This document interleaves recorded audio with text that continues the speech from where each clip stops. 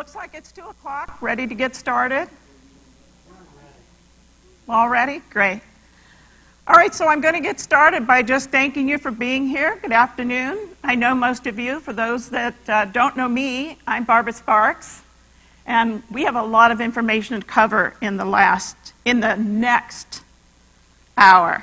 And there has been time allotted at the end for questions, but you don't have to wait till we get to the end. You're welcome to ask the questions as we go along for clarification. As we get started, I want to ask you a very personal question, a question about your health, and this is actually going to be the first of 3 questions that I ask. And I'm going to ask you to just take a moment and ask yourself, how is your health? How would you rate your health? Would you say you have excellent health? Very good health? Poor health? Fair health? Yeah. What would you say your odds are for getting any of these diseases? We learned last night from Dr. Kelly that having any of these chronic disease conditions can increase your risk for complications associated with COVID. And not only that, but affect the quality of your life. Remember that little film we opened with? How do you see your next 10 years? What do you think your odds are? After all, we live in one of the wealthiest countries in the world. Good access to food, right? Healthcare? What would you say your odds are for getting one of these diseases? Already got them.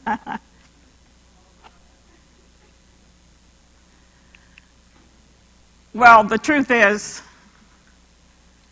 if you're one of the average Americans eating an average American diet, the odds are not in your favor. Not at all. As you can see in that second line up there, 60% of all adults in this country have at least one chronic disease. And by the time you reach your 60s like me, those statistics go up to 80%. Half of those have 2 already by their 60s. I think more concerning to me is looking down at the children. Over a quarter of the children in our country already have a chronic disease. Like Dr. Kelly said last night, diabetes is one of the driving factors for those statistics. We used to call it adult onset diabetes. Now it's been changed to type 2, and we're seeing it early and early in children. I think the last statistic I read is diabetes is up about 900% since World War II. I remember reading the books when we first started the CHIP programs, and Dr. Deal taught us it was up 700%. I think it's up 900% by now. So, no, the odds are not in our favor. And it has the attention of a lot of people. And in a lot of political circles, what's one of the things that we hear? The solution is to this very serious problem, because we're talking about our mothers and fathers. We're talking about our sons and daughters. We're talking about ourselves. We're talking about the quality of our life. So clearly a solution is needed. What do you think? Is this the solution? Is it spending more money on health care? I think Dr. Kelly kind of answered this question this morning in his talk with us. You know, I don't know if you're aware, but do you know we spend more money on health care than any other country in the world? There's not even a close second. We literally spend billions on developing new drugs, cardiac care units, new cancer treatment centers. The statistics show that even if you have access to the best of the health care, the average American doesn't have any greater risk reduction of developing any of those diseases. So all of this, as great as it is, and I hope you have access to the best health care in the world if you do have a condition, but none of it does anything to prevent disease. Because all of this is what we call fix-up medicine, patch-up medicine, and that's its role. Its role is not preventive. So if that's not the answer, where are we going to go? When you're looking 7 out of 10 of the leading causes of death are by these chronic diseases that are believed to be largely preventable, where would we turn for answers? Well, it'd be kind of nice if we had an owner's manual, right? Henry and I bought a new car 3 years ago, and if you have a new car, these electronics are getting sophisticated in these cars. The manual that comes with it is like this fat. I'm so glad I have it. I'm not left scratching my head about this car that I have that's so complicated. Well, I think it would be great if our manufacturer left us with a manual.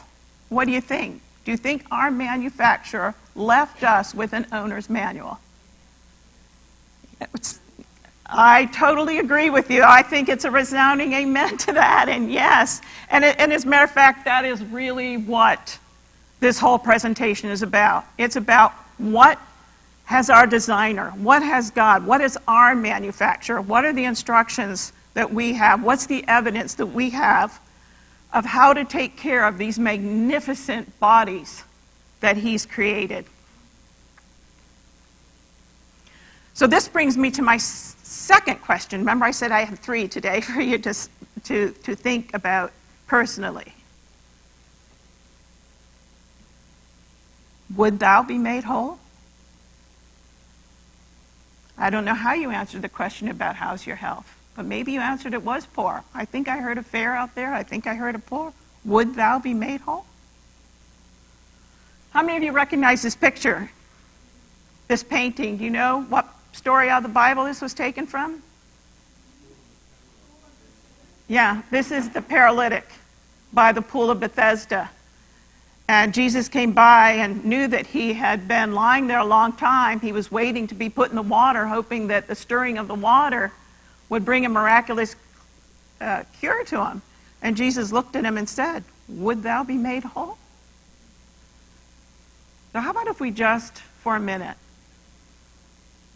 close our eyes and imagine Jesus is asking you that question right now. Would thou be made whole?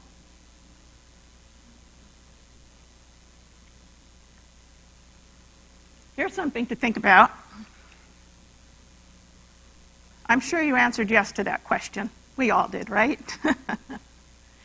Did you know that word whole is a very interesting word? That not only in the Greek language in which it was written, but in the German, Old English, Latin language, redemption, restoration, wholeness, health, well-being, do you know they all originate from the same root word? It's profound implication. What was Jesus really saying? Was he saying, would thou be redeemed? Was he saying, would thou be restored? Restored to what? Restored to that pre-fall,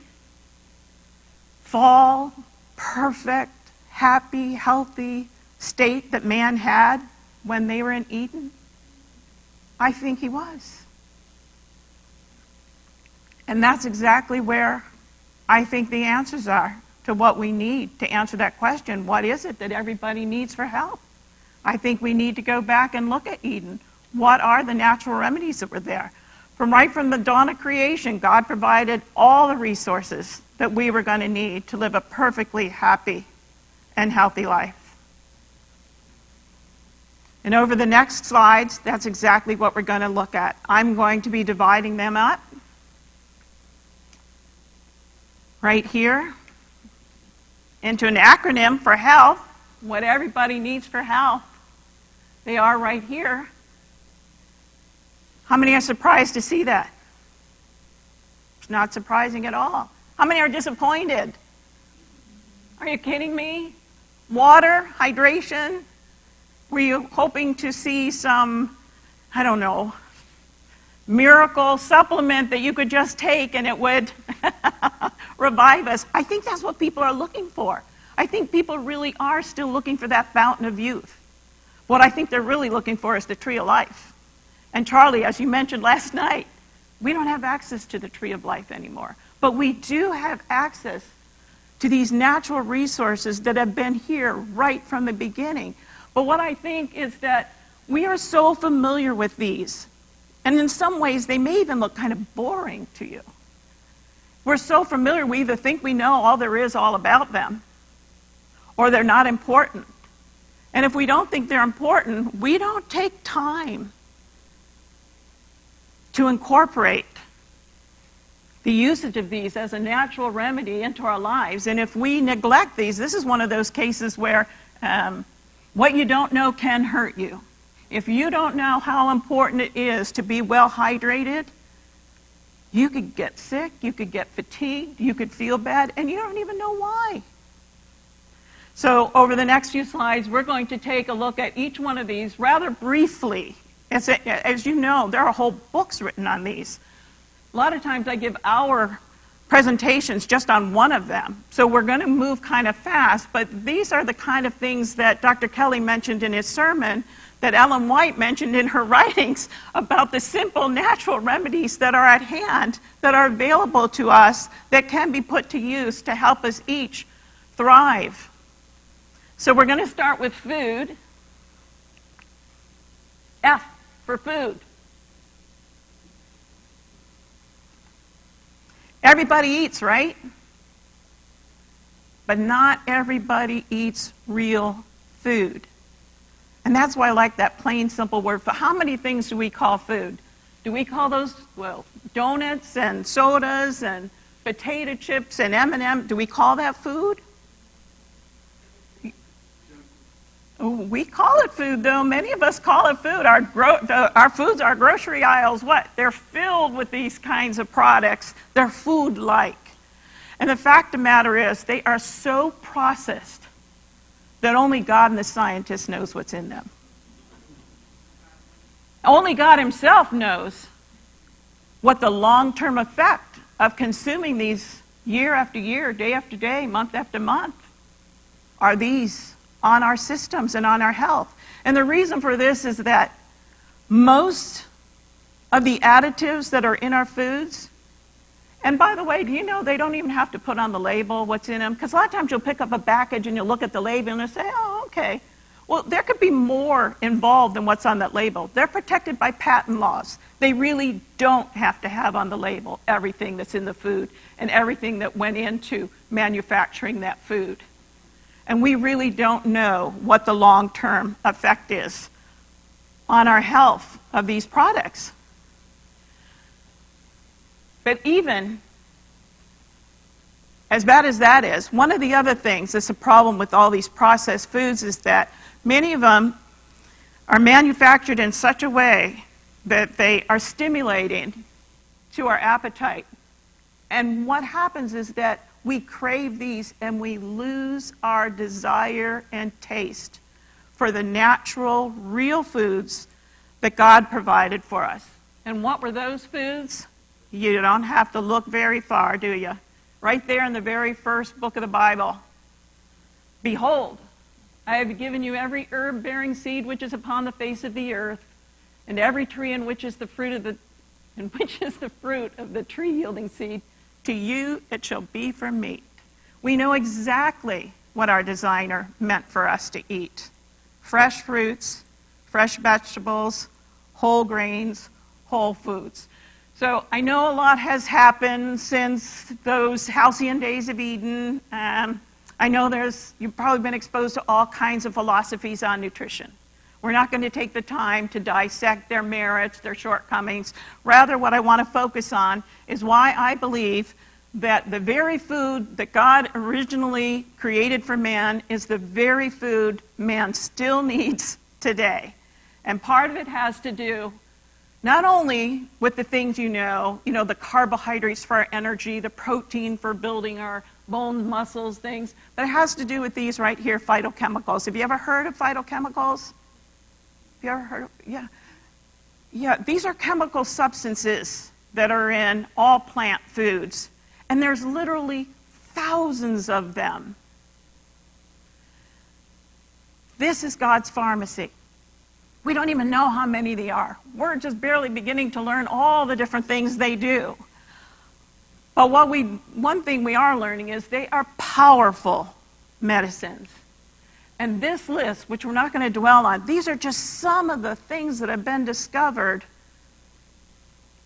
about plants and the effect on our human health. And these chemicals, I read they work therapeutically identically to pharmaceutical drugs without the side effects. So here, are you surprised? Are you reading the list? Are you surprised? Did you know the plants could do all this? Look at this one right here. Oh, I missed my little bullet. Lower the blood pressure. Did you know the lowly potato that gets such a bad reputation has a phytochemical in it, cacoamine, that is known to lower blood pressure? In one study, they fed all the participants, and by the way, all the participants were overweight and all the participants had high blood pressure. For 12 weeks, they fed them nothing but potatoes, little purple potatoes. But without the salt? Apparently, they put them in the microwave, is how they fixed them for the people in the study, the purple potatoes. This is what they ate. At the end of the study, nobody had gained weight.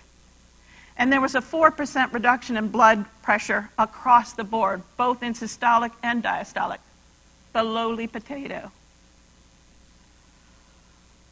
We could go on and on. Cherries reduce inflammation. One study in Michigan showed that cherries reduced blood markers for inflammation just as effectively as prescription anti-inflammatory medications, those COX-2 inhibitors.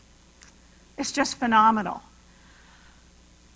So the sum total here, we have to move on. I'm besides a nurse, I'm a nutritionist, so naturally it's going to be my tendency to get stuck on food a little bit, so I'm going to have to move on with it. But I think the main point that I wanted to make about it is that the fact of the matter is eating plants could save your life. And by plants, I mean unrefined plants. And this is a great little chart that gives a good visual of that. If we look up, that's not the one I want. I want this right here.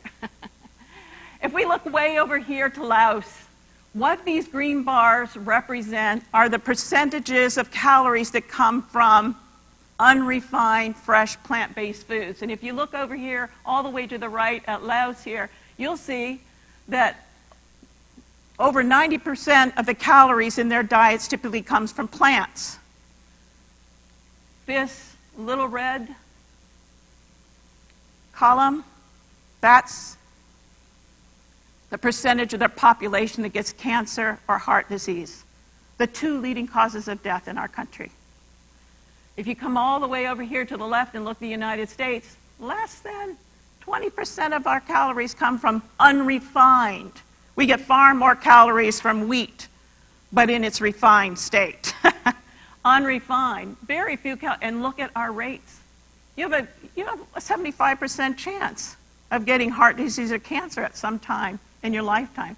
So the truth of the matter is, plants can in fact save your life. So every time you eat, you have an opportunity to nourish yourself on a cellular level.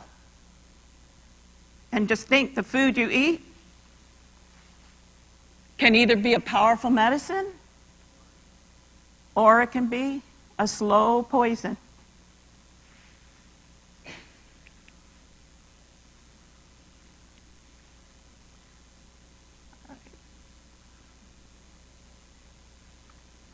The O is for oxygen. This is one of those seemingly boring subjects that we never give a second thought to. Why? Because we don't have to tell our bodies to breathe. We just do it. Whether we're inside, outside, wherever we are, we just automatically breathe. But I think it's a very important one because not all air is created equal in that indoor air, outdoor air has different properties. Indoor air has more positive ions, outdoor air has more negative ions, and the outdoor air has those phytoncides. And we're not going to discuss that very much, although that's a whole new science that's emerging on forest bathing. And basically, those same phytochemicals that are in the plants that have all those therapeutic effects on our body, the plants also emit them into the atmosphere. So that when you're around greenery, you're literally breathing in those chemicals, and they have been found to boost immunity and calm and have a very therapeutic effect. But what I want to really address today has to do with the immune system and the effect that negative ions have on our ability to get rid of toxins that we breathe in. So every time you take a breath of air, you're breathing in dust particles, you're breathing in pollen, you know that, but you're also breathing in viruses. As a matter of fact, how do we get infected with the coronavirus? Chances are we breathe it into our lungs. And then from the lungs, it gains entrance into our bloodstream. Well, God designed our body brilliantly because in our respiratory system, we have little hairs called cilia, and as you know, we have mucus. And this is our first line of defense, not only against coronaviruses, but flu viruses, bacteria, about many invading pathogens. What our body does is that it traps the virus in that mucus fluid. When it traps it in that mucus fluid, it then puts it on an escalator.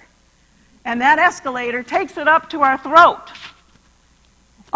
And then we can either swallow it, kill it with our stomach acids, cough it out, blow it out through our nose. We get rid of it. And that's really important, especially when it comes to the coronavirus, because one of the things they've discovered about the coronavirus is that it actually has a damaging effect on the cilia. It wants to stop the escalator from going up so that it can stay in there longer and have greater opportunity to enter in to the rest of the body. What researchers out at University of California discovered is that when we are exposed to more positive ions, such as what happens in indoor air, especially when there's lots of computers in the room, lots of electronics, lots of a closed heating air conditioning system, those all generate positive ions. And negative ions aren't coming in because they come from outdoors and the doors are kept shut a lot. But what they discovered is that in the environment of positive ions, that little cilia, that escalator system that grabs on to the virus and moves it up to the throat. And by the way, that cilia moves at, it's like 1,500 beats a minute. It's a fast system, fast working system. Well, positive ions slow it down so that it almost comes to a complete stop. And in some cases, it does come to a complete stop. Well, imagine if you have a virus inside of you, the escalator stops, and now you've got it in your lungs. So the remedy is outdoor, fresh air, breathe in negative ions. In the corporations where I was a corporate health coach, corporate nurse, a lot of those people, they're in seas of cubicles. They don't see any fresh air. We recommend take your breaks, get outside, breathe in fresh air. Not only has it been shown in studies to reduce the risk of infections, but it's also been known to help people feel better. And I'm not going to stay on this slide, but this was a study that was done at University of Jerusalem, and what they discovered is when they expose people to negative ions, they feel better. They have less headaches. Their productivity goes up. When they're exposed to positive ions, more headaches, more sickness, more irritability. That's a good point. There's water. When sunlight comes through water, it generates even more negative ions. When I worked for Lenovo, they had a fountain in the middle of where they had 3 buildings, and I used to tell people, you have a gigantic negative generator right here on campus. Get out near the fountain. And they would. They would get out there and walk around that fountain in their little breaks, breathe in fresh air. So we're going to move on now. Whoa, does rest even show up on that? Wow. It doesn't look like it shows up very much on that background. But R is for rest.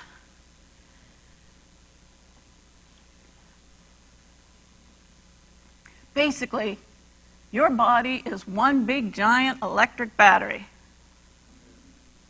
And what do we know about batteries? That's right. They're renewable, but they are not inexhaustible, right? So when we do not take time to recharge, it can affect many systems in our body. If we look to Eden, and look back to the Bible, creation, what we find is that there are two types of rest, right? There's the 24-hour nightly rest that's influenced by the rising and setting of the sun. That 24-hour cycle actually has a word, it's called a name for it, circadian rhythm. And it turns out that all living things are influenced by a circadian rhythm. Whether it's a blade of grass, a little fly on the wall, or it's the humans. And by that, what I mean by that 24-hour circadian rhythm is, and when it comes to humans specifically, what your body is doing at 2 a.m. is not the same thing it's doing at 2 p.m. Your body is doing different things at different times throughout the day.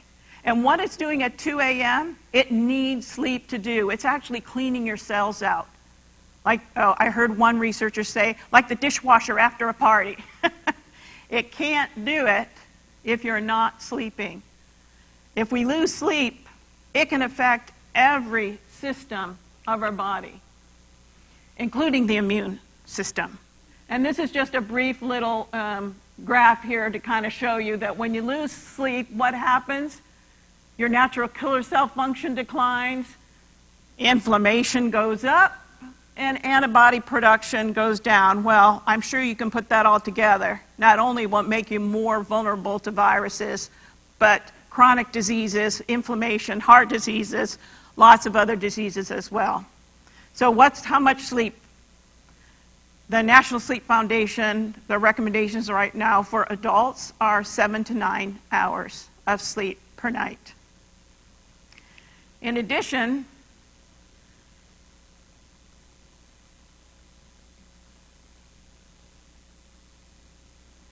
to a daily cycle, 24-hour cycle, we've got a weekly cycle that was established right in Eden. The fact that God established a day of rest in the process of creation presents to us a world in which not all days are equally alike. There's a rhythm of work and rest. The weekly Sabbath releases us. We're not beasts of burden. It releases us from that. Not only does it release us from that, I only know of one incident, maybe you know of another, where God with his very own finger wrote a message to us in the form of the 10 Commandments. And right in there, he put, remember the Sabbath day. It must be profoundly important, not only to our physical health, but our spiritual health as well. Remember, God says man does not live by bread alone, as good as all those foods are. What a perfect opportunity for us to set a day aside and get away from the pandemic and the politics of the world and focus on his word. H is for hydration. There's no other nutrient, no other substance, I want to say, because it's not nutritive, in our body more abundantly than water. But when you're not feeling well or feeling kind of fatigued, how many times have you ever walked into the doctor's office and the doctor asked you, how's your hydration status? But yet, there is no function of the body that takes place without water. Your respiratory system, your cardiovascular, every system of the body needs water to function. Your immune system. When you're sick, your body needs to produce more white blood cells and more killer T cells. It needs water for every single process. Unfortunately, the statistics are that we're not getting enough water. As a matter of fact, through the years I've looked this up many times and tried to see, do we know the hydration status of the U.S.? The statistics are actually pretty sobering. The last I looked up, less than 5% of men in the United States are getting adequately hydrated. The recommendation of water. And the recommendation of water is pretty high. It's 15 cups for men a day for fluids. It is a lot. 20% is likely coming from food, but it's a lot of water. Well, if you're just a half a liter down in your hydration status, that you can begin to have symptoms of it. I know when I worked in corporate health, like I've mentioned before, we would have patients that would come in feeling so fatigued. I remember one woman that was my patient, and she just felt so tired, and the nurse practitioner ran every test they could find, couldn't find anything. She was sure something was wrong. Well, I took the time to get to know her, and that's the beauty of corporate health. You get half-hour appointments. So you get to find a little bit about them in the background. Turned out that she was working the streets in New York City, and she hated public restrooms. And she would ride the train from Connecticut every day up to New York, and she would not drink any water because why? She didn't want to have to use any public restrooms. So I encouraged her to just give it a try.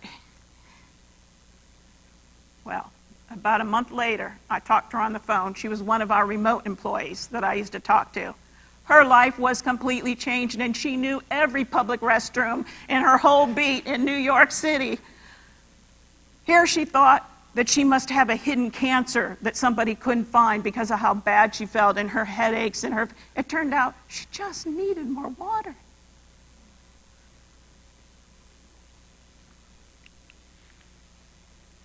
Hey, let's move on to exercise. I like this. There's no single medicine that comes close to what physical activity can do.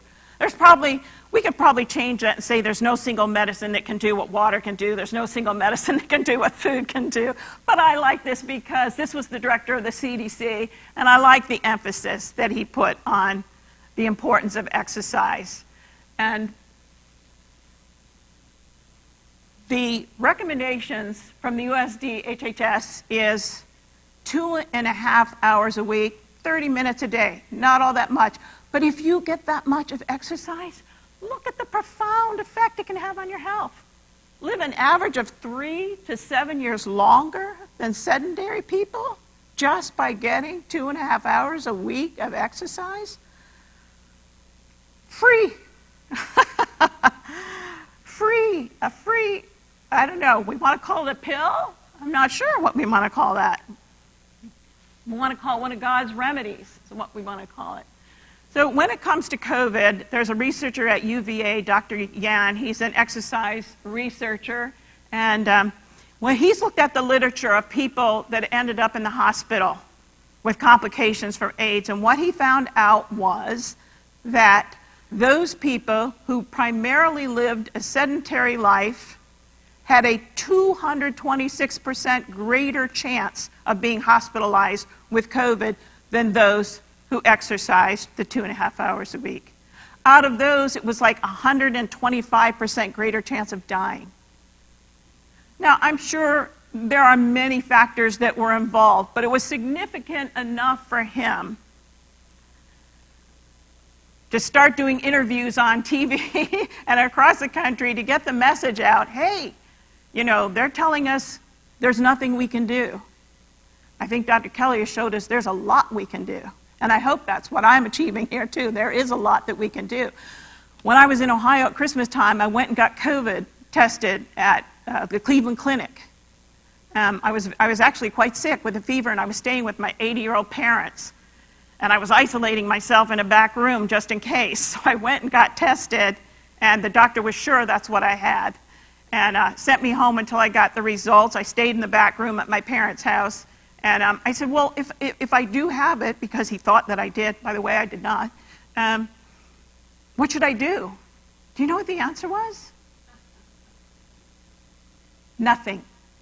The answer was nothing. And that is why Dr. Yan is out there with the message, hey, maybe even just exercise can help. Maybe it can.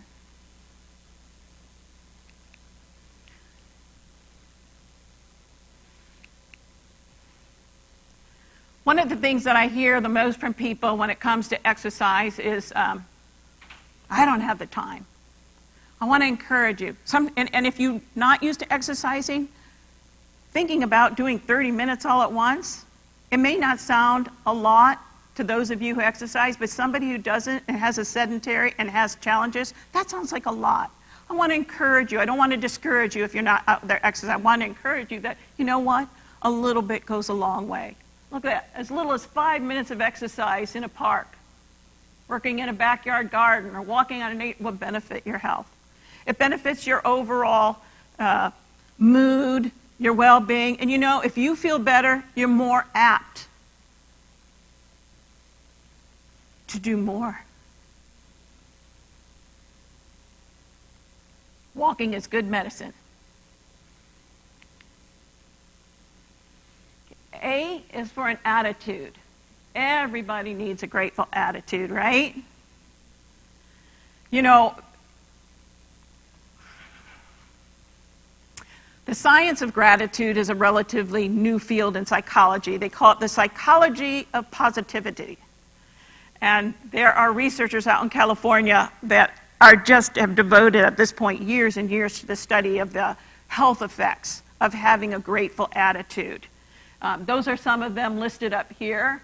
I kind of smile when I see that because I kind of think of gratitude as an ancient natural remedy. As a matter of fact, gratitude, the idea of it comes up in the New Testament 71 times. And do you know 1 out of every 6 Psalms centers around Thanksgiving, giving thanks? So it's a concept that we have directly from God. I love this quote: "Give thanks in all circumstances, for this is God's will for you in Christ." So in the science of positive psychology, the type of experiments that they're doing, and being as it's at a university, they use a lot of college students for these. But basically what they did is they have them fill out questionnaires about how they feel, about resiliency, about suicidal ideology, things like that. And then they have them do exercises where one of them, it was they wrote 3 things to be thankful for every day. Another one is they wrote a heartfelt thanks to somebody who did something good for them in their life. Sometimes they mailed the letters off. Sometimes they didn't mail them at all. And you know what they found? They found that the effects of this lasted upwards to 3 months after a single heartfelt letter of thanksgiving. I first learned of I'm going to call it the science of gratitude many years ago when I was in the Safford Church. And a woman came from Germany, and she had been in the women's, I can't remember what they're called, like German maidens or something. I don't even remember the name anymore. But basically it was the female counterpart to Hitler's youth organization. They had their own little uniforms, and she was the one that came to do a talk on gratitude at the church. And it really hit home with me, because after that I tried it myself, and I found that, yes, it really did. I was suffering from anxiety at the time and panic, and my husband traveled and I was home alone and I was fearful at night. And I started writing down 10 things a day, and it just changed my life. But in Germany, what they found was that, there was a lot of enthusiasm for the outlook of Germany back before and early parts of the war. And they had a lot of faith that, the golden era was about to be ushered in. And very positive and very excited, and she was a part of that. And then complete and utter devastation. Their homes were destroyed, the economy was destroyed, food was scarce. Afterwards, many people never recovered psychologically from it. But yet some people did. Totally rebuilt their lives. Do you know what the difference was?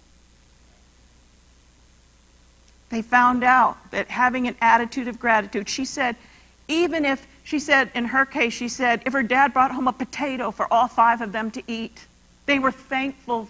They were taught to be thankful for that potato.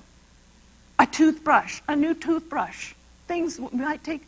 But those were the people that went on and had happier, healthier, productive lives, and didn't end up living in a state of depression and despair.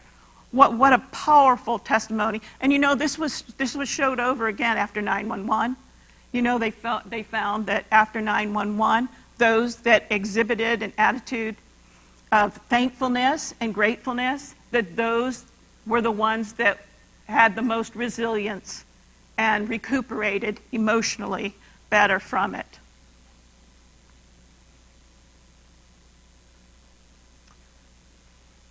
I do have favorites, and this is one of my favorites when it comes to the natural remedies. But I'm going to start out with just pointing out, do you know the first words that we know of that God ever spoke as far as when our creation? Let there be light.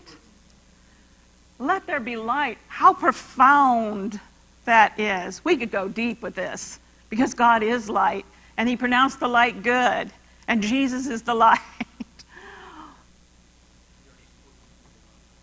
Yes, I love that. We are supposed to be the light. Yes, we are. Not only are we batteries, we're solar-powered batteries, and we're, yes, of that light. But when it comes to immunity and health, which is what I want to focus on, is we're going to talk about one of the lights God created after he said, let there be light. That was the sun. And sunlight is powerful. When we expose our skin and our eyes to sunlight, a cascade of processes take place in our body. We used to think of the sun, we used to think of bones, right? Just bones. Oh no, the science that is coming out on vitamin D is phenomenal. Not that we haven't known the sun was fantastic. I mean, we have whole cultures that worship the sun and thought the sun was the god itself. But in a way, it kind of got lost through the years, especially when we found out that there was a relationship between cancer and sun, and then all of a sudden we were supposed to avoid the sun. And it's right. We don't want to get a sunburn. But at the same time, it may be even more harmful to us to be completely avoiding the sun and not get any sun on it. This is just a partial list of what we know so far about the benefits of the sun and its effect. Killing germs, curing diseases, increasing stamina, building muscles, helping you sleep better. I think the more we look at it, the more we're going to find out. I went to high school with who is now one of the prominent vitamin D researchers in the country. So I'm Barbara, his brother, Dennis's brother, is always sending me new information from their research that they're doing at University of South Carolina. When it comes to immunity, I think this is probably, and that's where he's focusing his research on, has to do with vitamin D and immunity. I think this is where the most astounding new discoveries are coming from in the immune system. And part of that is that there's lots of things they discovered. They discovered sunlight helps our body produce natural antibodies. It produces interferons through catalycidins. But one of the things is that when you get exposed to pathogens, and including the coronavirus or any viruses, your T cells send up a little antenna. And that little, so to speak, it's so complex. You need a biochemist like Dr. Kelly to explain it in depth, but this is the layman's way of explaining it. That killer T cell sends up a little antenna, and that little antenna has a vitamin D receptor on it, looking for vitamin D in your bloodstream. If it does not find adequate levels of vitamin D, it immobilizes. It just doesn't do what it needs to do. But if it does find vitamin D, attaches to it, it turns those T cells into killer T cells, where they attack that virus and poison the cell the virus is living in. And a virus can't live in a dead cell. An amazing discovery. Now, you were meant to have sunshine, not vitamin D supplements. But what they've just, and I have that top one up there just to say that when they have done studies of supplementing people, and they've been done in Japan and Saudi Arabia and the United States and all over, they have found that, in fact, there are benefits even from taking a supplement of vitamin D. And this one, as you can see, the intervention group got vitamin D supplements. The controlled group got a placebo. These were all among African Americans. I think it was all women, actually, in this particular study. Look at that. Those that got placebo had a 300% increase in flus and colds. And this has been replicated, Australia, Japan, many places all over. So we do respond to supplements. How do you know you have enough vitamin D? And the only way you know is through a blood test. Through a blood test. And I have information on the handout that you're going to get at the end of this where you can send off and even do a mail order vitamin D test, or you can go to your doctor and your doctor can order you one. So how much sunlight should you get? I don't want to leave without mentioning how much sunlight. The recommendation right now, and by the way, nobody knows right now what the right vitamin D dosage is. Dr. Hollis, Bruce, who I went to high school with, says that we're trying to figure that out. That's what we're trying to figure out. We don't know what the dosage right now really should be. But when it comes to sunlight, half the time it takes your body to burn. So if you burn in 10 minutes, expose as much of your body as you can, 5 minutes, but repeatedly. If it takes you, you're darker skin, if it takes you 30 minutes to burn, yours would be 15 minutes. So half the amount of time it takes you to burn is the recommended amount for sunlight exposure right now. T is for trust. I feel like Dr. Keller really addressed this well in the talk this morning, so I'm not going to spend a whole lot on this. But I want to make a point on it. You know, we often associate trust with faith. Faith is something we have. Trust is something we do. Trust is a function of our mind, and our mind has a very powerful influence on our health status.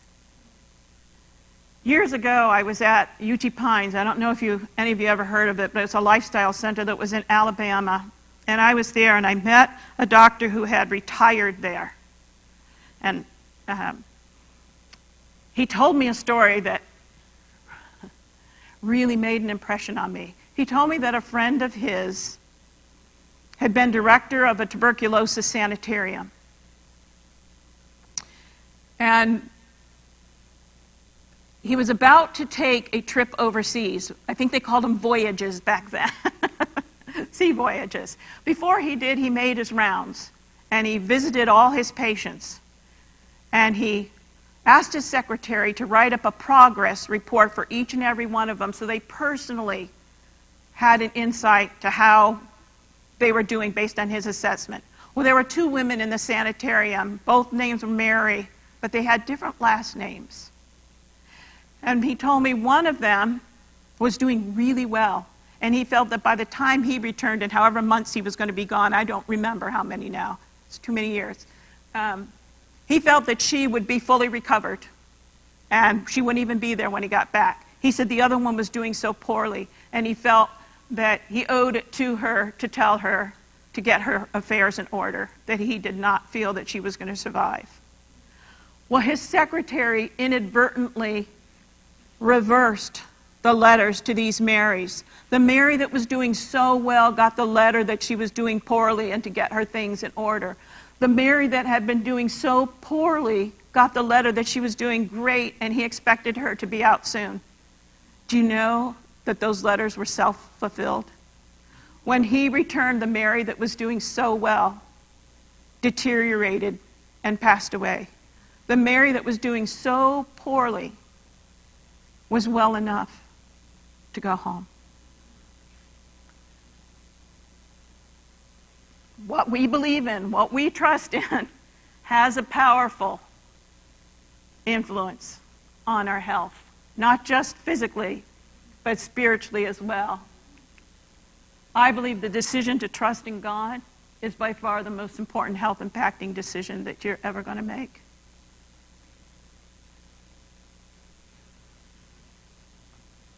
I've heard people say, when Jesus said he was the way, the truth, the life, no man cometh to the Father by me,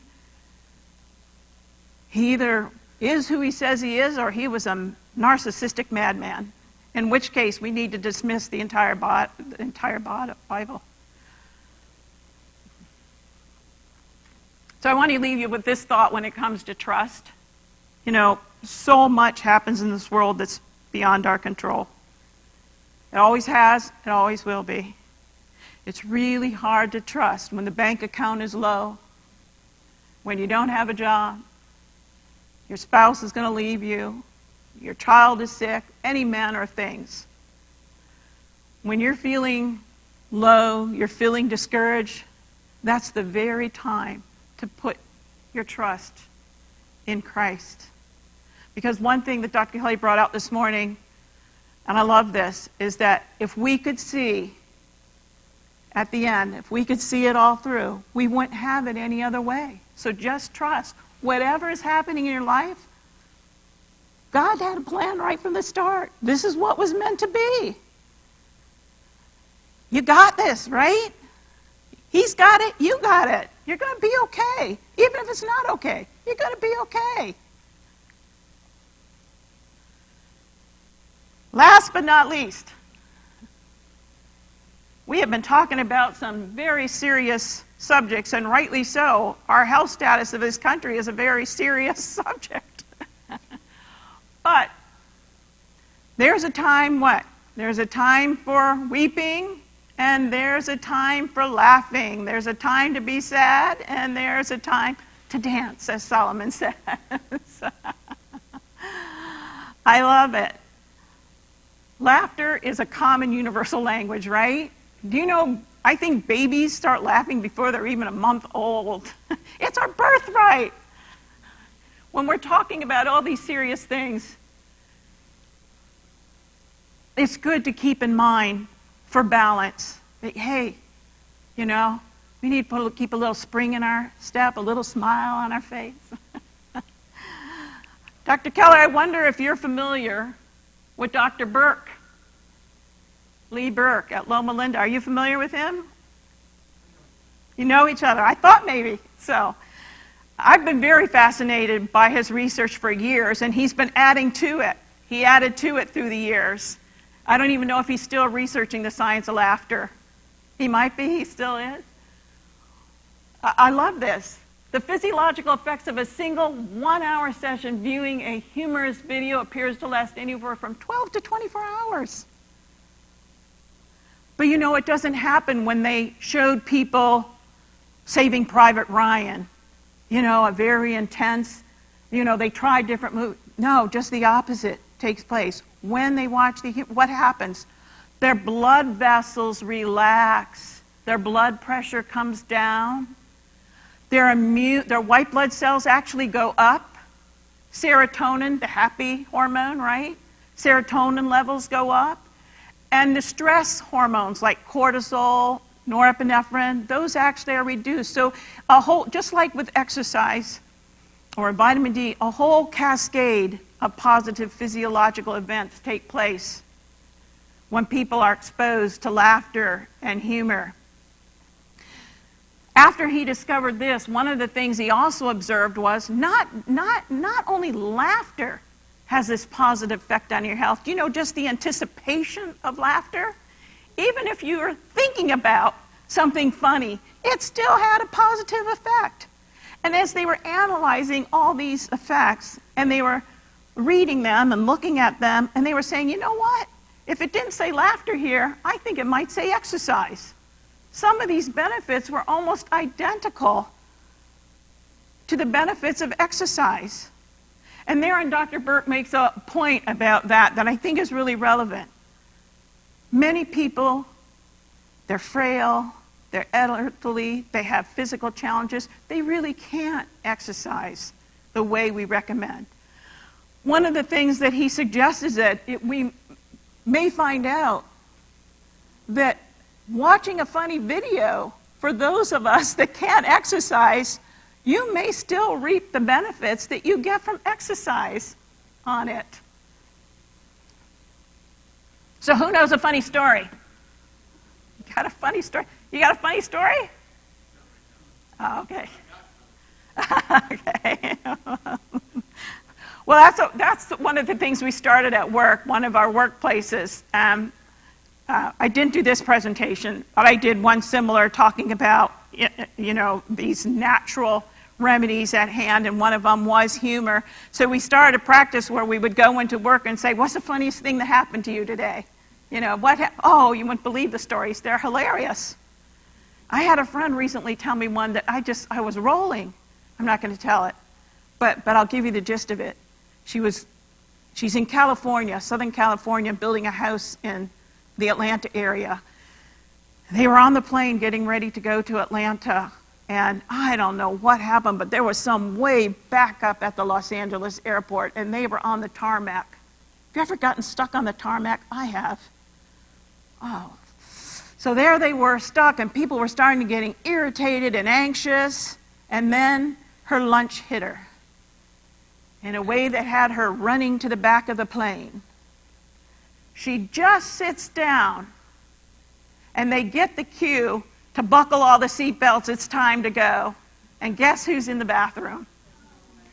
The stewardess comes knocking on the door. You need to get out of there. You need to get back to your seat. I can't.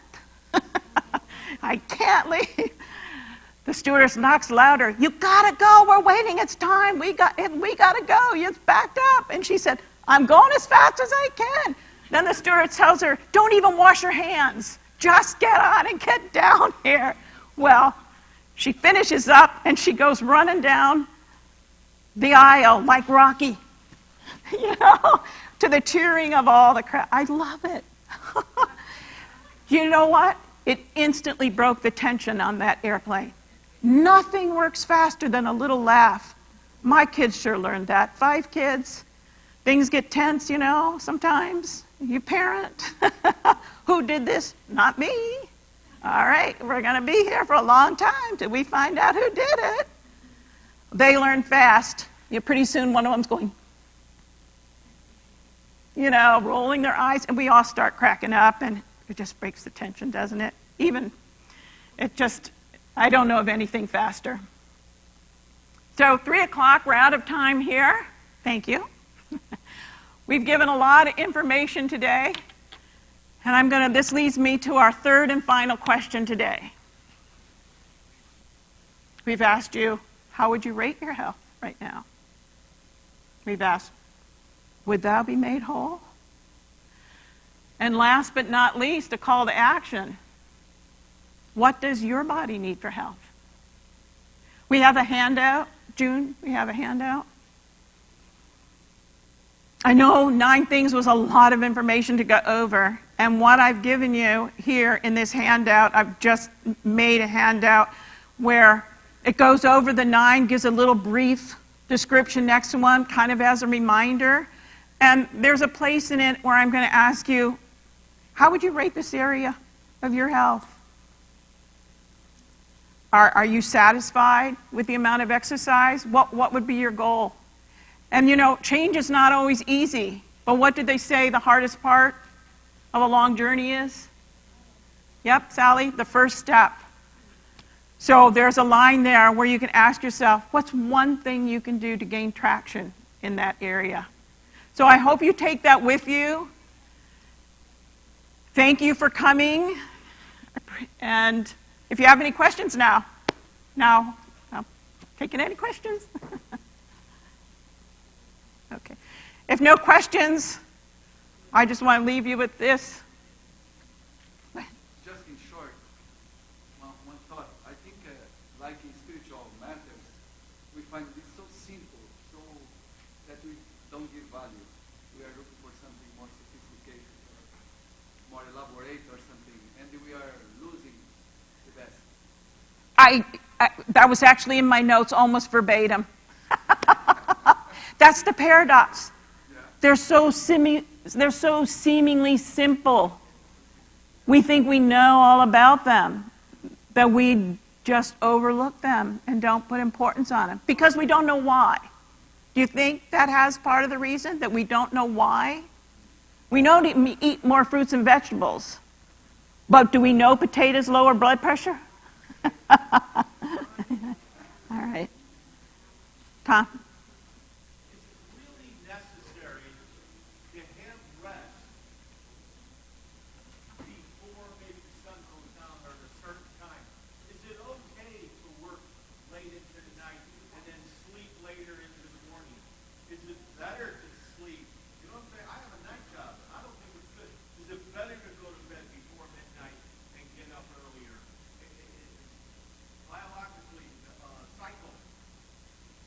The short answer, Tom, the research would suggest the answer is yes, and it has to do with those circadian rhythms.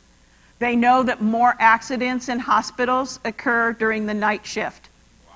And those workers are sleeping during the day. They may be getting 8, 9, 10 hours. They may be getting the same amount of sleep, but they do know more accidents occur in that nighttime. And it's not just that industry. It's many industries. More accidents occur during the night shift than happens during the day shift. So is it true that I've heard that an hour before midnight of sleep is more like 2 hours before midnight? Is that really not true, or what do you think? I don't know the answer. Maybe Dr. Kelly does. I've heard that. I personally have never looked at the research, and I do like to look at research to form my positions. No, he's smiling. He's smiling in that I do know kind of way. Well, this was your time, not mine. But yes, I'll speak to that since Yes. you've invited me to do so. That's an important question. It is. So I have looked for this information from the research. I cannot find anywhere they have studied the quality of sleep comparing after midnight to before midnight. I don't find any research on that.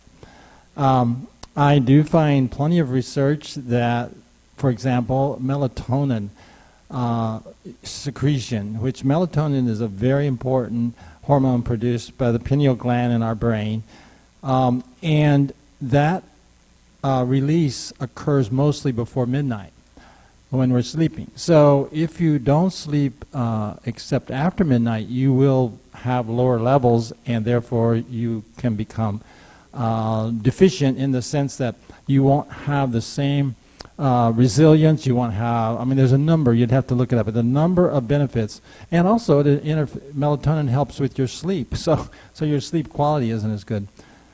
However, having said that, we have an unambiguous, inspired statement, fortunately, that we don't have to rely on science only. And we can go with the clear statement that, I believe that the statement is that 2 hours of sleep before midnight is worth more than 4 after. We often hear it quoted the other way, 1 hour is worth, but if you look it up, I'm pretty sure she says 2 hours is worth more than 4 after. Okay. I was going to say that. Thank you so much. In the spirit of prophecy,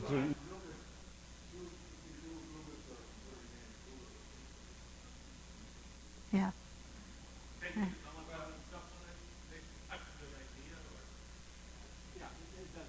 Yeah. Yeah. That answer was yes, and we see that in our employee health clinics as well. It's helpful to some, not all, but yes.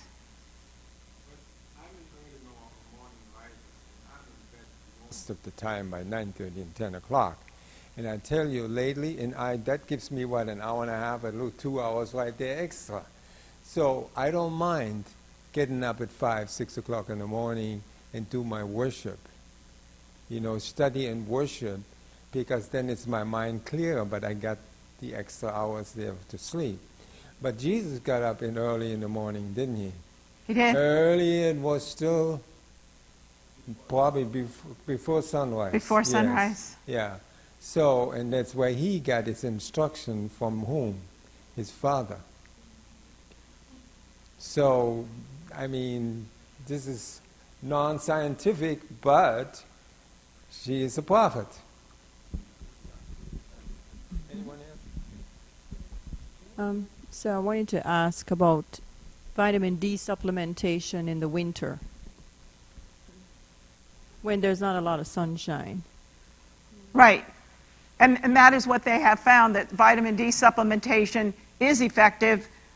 The research on it is for many things. It had to do with reducing pain. It had to reduce with boosting immunity. There were many ways that they have shown that vitamin D supplementation can in fact help. But as far as how much to take of it, that's where there is a wide range of varying opinions depending on whether you can go to the Vitamin D Council, you can go to Grassroots, you can go to USDA, you can go to NIH, PubMed. There's such a, don't you find the same thing, Dr. Kelly, that it depends where you go is where you're going to find the advice on it. I can tell you what Dr. Bruce Hollis' position is on it. His position on is that if you don't know what your vitamin D levels, everybody can probably safely take 2,000.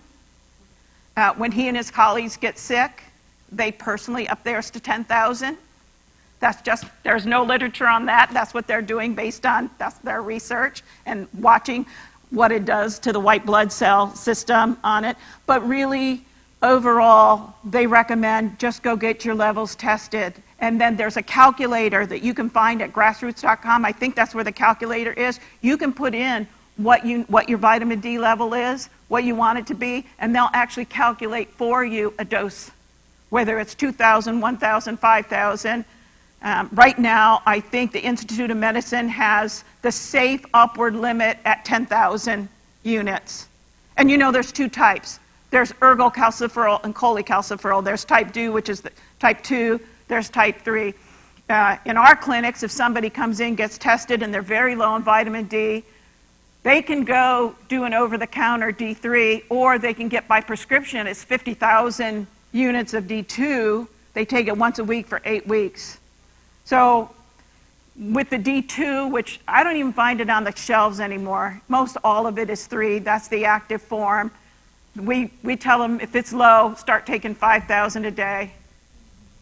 And then we'll test them 3 months, 6 months later, if they want testing.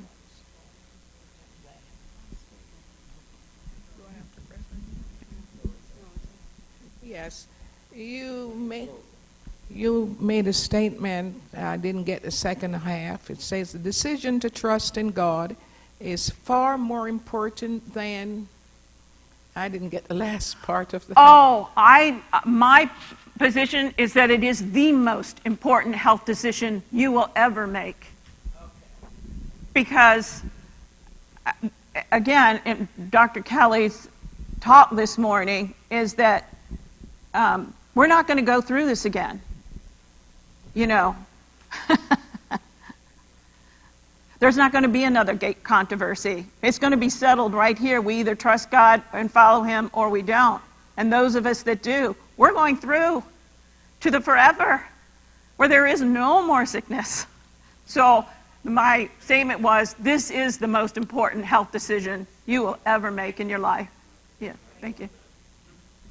Excuse me? I just wanted to make some comments about the vitamin D.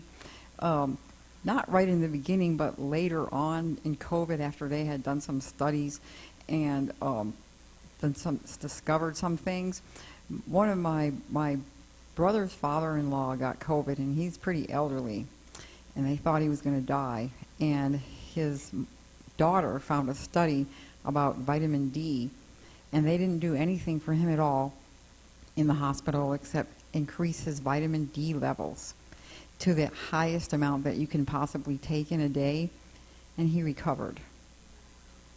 And they thought he was going to die. But I myself got deathly ill in 2010 and in all different ways, and found out that my vitamin D was off the charts low, and I didn't realize that that was causing me to be sick. And when I started taking the 50,000 units, like you said, a week or whatever, I got better. Wow, yeah. There are quite a number, if you look into it, there's quite a number of studies that are being done, a few that have been done, where they are looking at the relationship between complications, outcomes of COVID, and vitamin D levels. What they're doing is they're looking at patients who got complications from it, and then they're going backwards, looking at their medical records for the past year and looking to see, had anybody done a vitamin D study and what was that level at that time, and seeing if there is correlation, if not causation, to it. Find out what role it plays. But there is a small study that came out of positive outcomes with vitamin D supplementation given. when talking about supplements, is there a difference between an organic supplement and a synthetic, like a vitamin D? Does your body see them differently, or does it process them differently? I don't feel that I can answer that question. I don't know the answer to that. It's not something I've researched. I just keep hearing that if you're going to take supplements, make sure they're organic, which are 3 times the price. I was just wondering if it was really, the body really saw them any different. Well,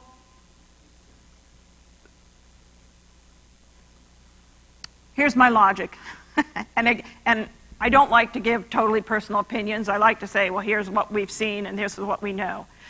In the studies, and I've read a lot of studies on vitamin D, I don't remember any place where they specified, and the details can be very particular about how it was administered, when it was administered, who got it, what the time.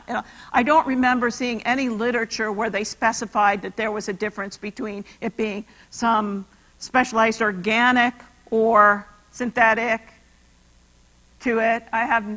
Do you want to speak to that again?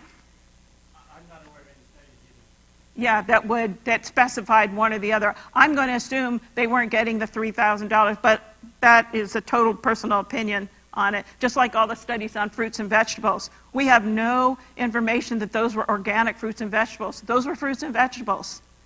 You know, they didn't have to be organic to get those. There's other studies comparing organic, not organic, but when we see a lot of the physiological benefits of eating fruit, those were not on it. I think a lot of the vitamin D supplementation comes from sheepskin. I think that's one of the primary sources of supplement of the vitamin D on it.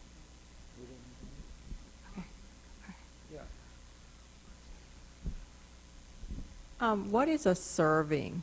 I mean, because some people say it's 4 ounces, some say 6. I don't know. Yeah, a good question. It depends what it is. So, because of the confusion of that, they are trying to tighten that up a little bit. So when it comes to a lot of fruits now, they're saying, rather than saying a peach is a serving, well, a peach or a peach, you know, a strawberry or a strawberry.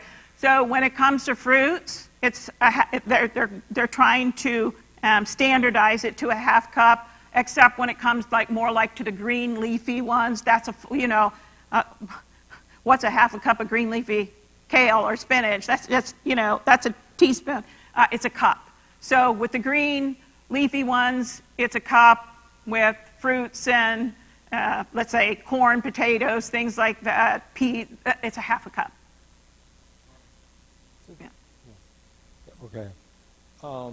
Like right now, the sun isn't out, but you still get vitamin D because it's bright and light from the sun.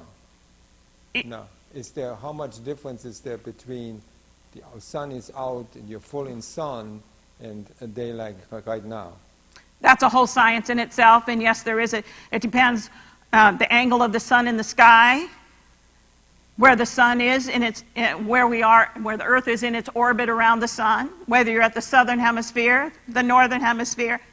It's a whole science to how much vitamin D you get, depending on whether it's sunny, shady, 3 o'clock, 10 o'clock. You're in Ohio, you're in Florida. It varies, and they have measured it, and it does vary depending. But the key is being outside. I think so, yes, and not burning. Okay.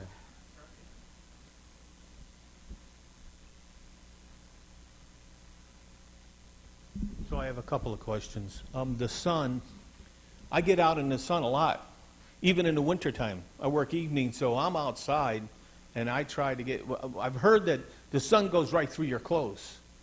You're getting what you need right through your clothes. Is this true? You know? Possibly. All clothes are different. There are some that block out UVA rays. There are some that do not. I have had a shirt on and gotten sunburned right through it. I've had shirts on, and right now I've got a tan line right here on my leg where I burned the shins and had pants on down to here. So some is blocking, some is not. It has to do with the fabric, the weight of the fabric, how they treated the fabric. Even umbrellas. I've been burnt sitting at the beach, sitting under an umbrella, and found out I had to buy an umbrella with a special coating on it, which I went promptly out and bought after my bad sunburn. Unreal. So it can penetrate through certain fabrics, and other fabrics it does not. How about that? My other question, I've been using this product called Balance of Nature. It's where they take vegetables, and then they also have fruits, and they break them down and turn them into, I guess they take all the water out and make it into powder, put it in a pill.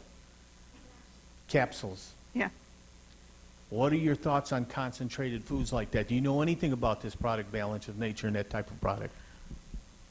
I don't speak for any specific product, but I do know, for instance, in one of the studies that took place in England with blueberries, what they did is everybody in that study had early stage dementia. And they, based on their weight in the study, they fed them blueberry concentrate. It's a blueberry juice that they fed them. At the end of 12 weeks, they retested them all, and across the board, they saw an improvement in their cognitive ability as well as their self-care behaviors. In researching that, I think they use powder or in that. So sometimes they use powder.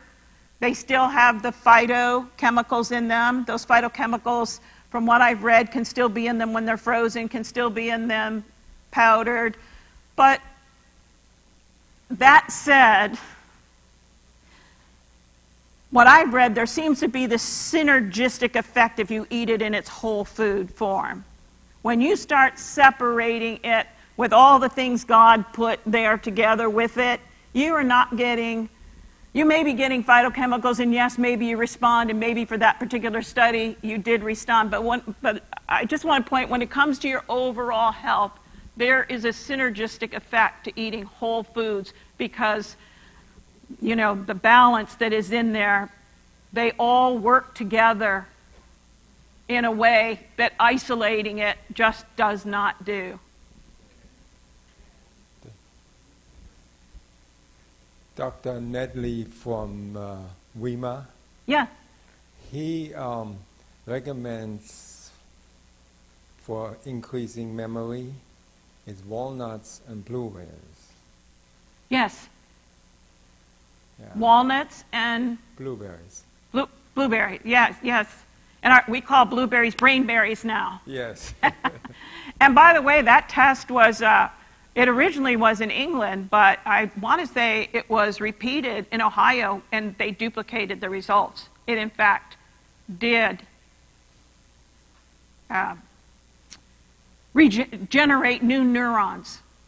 And initially it was done with mice, I think like in Pennsylvania. It was humans like in England. But you know, but prior to that study, they did not even know you could generate new neurons. Did you read that? Yes, yes. That was phenomenal. They were like, we didn't even know it could happen, and it turns out blueberries? Since that time, by the way, they found other substances. Blueberries will always be brainberries to me now, though. And What's that? Yeah, they do believe that those, yes, they do believe that those phytochemicals are in the frozen blueberry. Yeah. Maybe not all the vitamin C, though, which is a whole nother antioxidant. Following on what Tom asked, what about people who say, look, I don't like salads, I don't like to cook vegetables, I'll just make a smoothie and put one of these, you know, shakes in there that have all these vitamins, minerals, and all kinds of extracts from carrots and this and that in there, and that's how I'll get my vegetables and fruits. I know two people who think that way, so I was just wondering about that. And then the other question I had is organic fruits and vegetables versus inorganic. Well, we kind of addressed the organic versus inorganic in that a lot of these studies that have been done, they were not specified they were organic. Since they didn't specify it, there's no reason to assume that they were. So those benefits came from inorganic.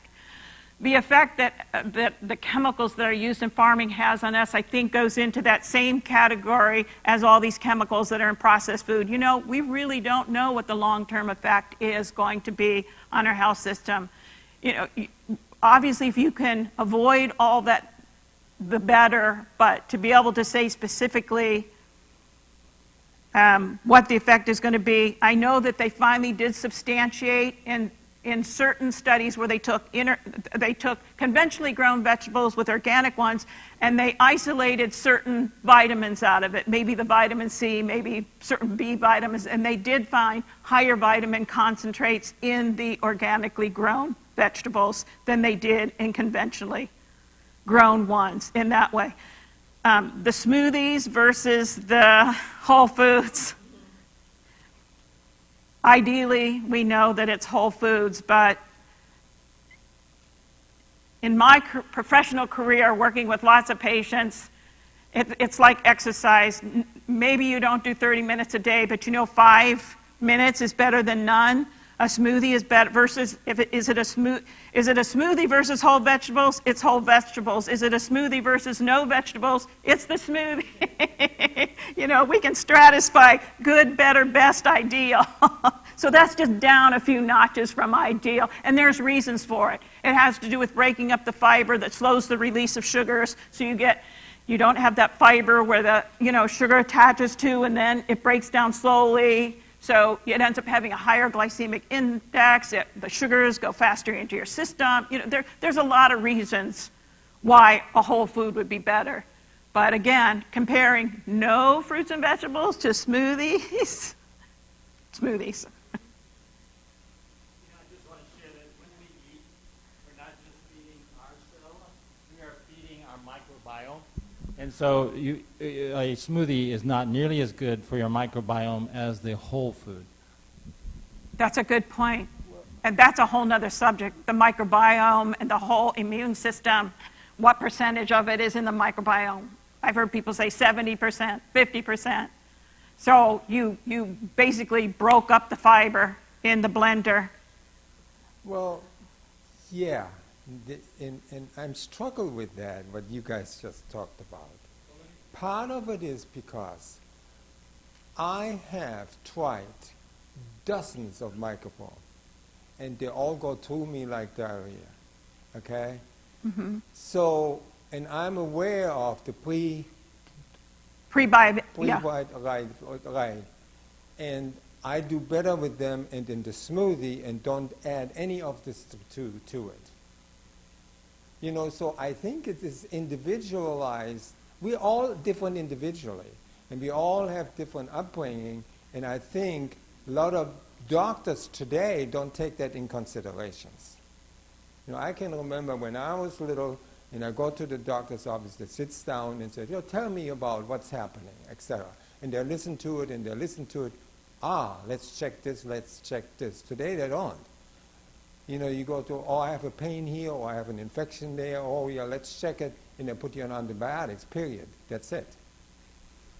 I appreciate the good point that you make about individual needs and circumstances. Yeah, absolutely. What the statement that I made was, of course, directed to the general average thing. Of course, that's what physicians are supposed to do, is to consider the individual and adjust accordingly.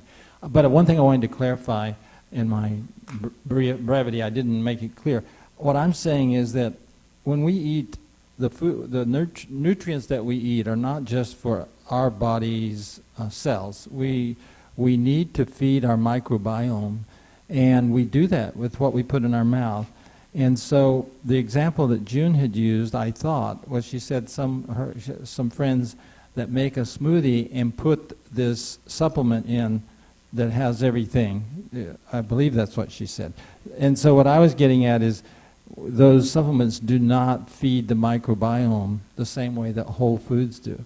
But I have patients that I would never suggest to not use a smoothie like that because their body will not handle fiber and they can't get nutrients, and they would die if they didn't take supplements that were meal replacements. But those are very few people, thankfully.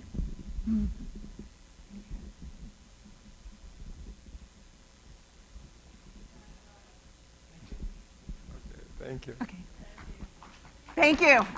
May you prosper and be in good health.